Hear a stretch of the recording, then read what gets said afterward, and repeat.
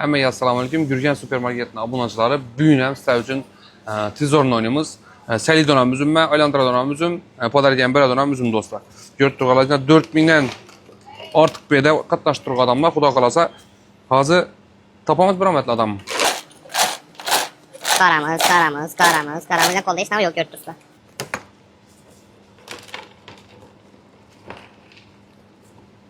Sen çıksan ha. Sen mi katlaşıp koysan ha? Yetiş.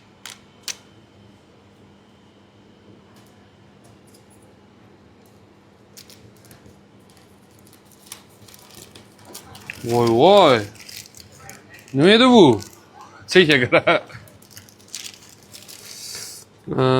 Şerif var. Kim bu? Cemile. Yemine mi ya bu? Ya, короче, iş adam 230 yapmak kıskası 3000 somluk xərəcət etken gəllər 99 ürünə 386 77 70 Əbkə telefonların ne ki?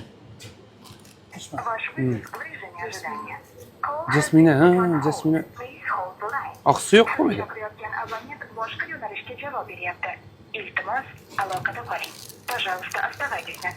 Hiç şimdi telefonla mı daha? Üçüncü vakti var bu. Zor gerekli okşuyor. Akşam üçün ne olur? Ama sen Əbkə az önce videodan ki uğrarız. Üçü gör duran bolsa siz tez öğrüttünüz. Benim ola gücünüz yiyip tez öğrüsünü alıp hissəyiz boladı. Həmmə Ahmətinə 8 tane tez kaldı dostlar. Dostlar, Jasmine Əbkəm yutkan televizorunu Xuda xalası yaşlılar amağa geldi. Ağa, selamun aleyküm. Yaxşı günlər işlədinlər. Jasmine Əbkəm oynayın gəllər. Mən alın.